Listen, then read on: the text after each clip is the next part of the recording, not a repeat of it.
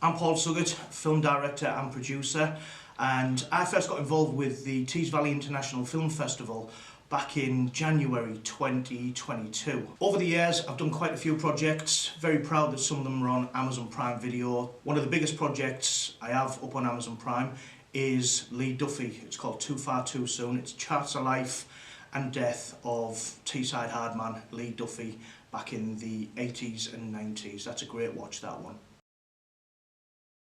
When I found out that Teesside was actually going to be getting a large-scale film festival, that was just music to my ears, because before now you used to have to go way out up to Sunderland, you used to have to go to Leeds and different places, but then all of a sudden there's hearsay that there's going to be something, on our doorstep. And what people don't realise in Teesside, that there is so much talent in the area that often gets overlooked, for Leeds, for Manchester, for Newcastle. So having a film festival on our back door, it was needed, and it's been needed for a lot of years. So the final award ceremony, it was absolutely amazing. I hung out every single day at the film festival, and just seeing people come and going watching the projects that people have been filming, and going into different workshops that were going on. You didn't appreciate what was actually going on behind the scenes at the same time, to pull off what was just an absolutely amazing evening, and it was recognition well worth for the winners. Some of the films there, again, it's Teesside talent that will be often overlooked. Being international, there were people. I remember talking to somebody who flew in from, I think, Los Angeles or whatever. So it became a pure international stage. When I first dialogued with Michael, the director of the International Film Festival here in Teesside, he said, would you be willing to look at one of your projects to go for a gala screening? So I offered up Surviving Homeless, and we mutually agreed that that would be a great film to have a gala screening of. It was real life. I went homeless for 6 weeks with a point of view of what it was like, and the homelessness wasn't in London or Manchester anywhere, it was on our own doorstep in Middlesbrough and Hartlepool. And to first of all get asked, it was such an honour, because there's so many other great filmmakers out there in the area. But the gala screening, to see my film and the efforts that went into it, the laughter, the tears, you name it, all of a sudden on the big screen, that was the first time as well that I'd actually seen that film on the big screen, because once it was filmed, it was packaged and it was just given away free on YouTube. So the most I've seen it on is probably a 77-inch TV, and all of a sudden I'm sat there with an audience behind us watching the work that I've done on screen, and it's a wow factor. It really is. And despite the fact that I'm experienced as a director, to see that up there and people sat there enjoying your work for an hour and 20 minutes, it's just humbling. So one of the big benefits of the Teesside International Film Festival was the workshops that took place, and there was many different workshops. And again, I was privileged to be asked to run a workshop, and the workshop I ran was called From Script to Screen. And what that did is it allowed people to come along who were aspiring filmmakers, who wanted to know how they can get the script idea, once it's complete, onto the screen through the various stages. And it was a very popular workshop. It really was popular, it was full. But what I found in that workshop, there was people who were fresh off the belt who want to know things, but there were also the people in there with BBC experience and so on, all wanting to come and learn a little bit. But one thing I found that I did is the people with professional backgrounds as well, I brought them out as well to share their experiences with the crowd, and we looked at everything from getting your film funded, all the hurdles that you would come across as a new filmmaker to try and get your film ready for screen.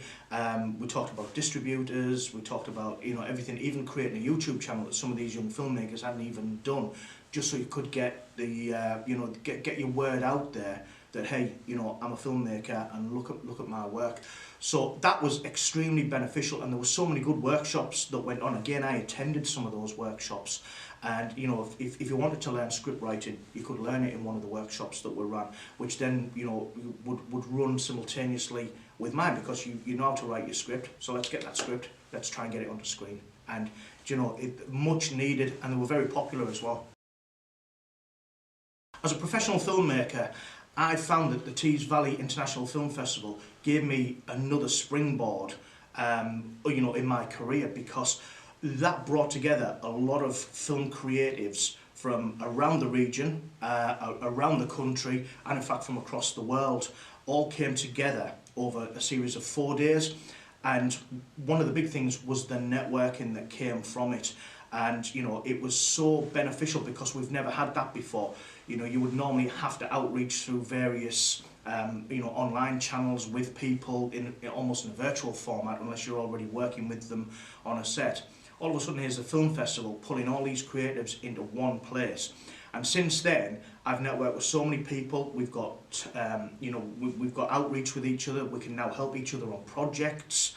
And it's, you know, the doors were already open like that, but prior to the film festival, now the doors are open like that, and very beneficial.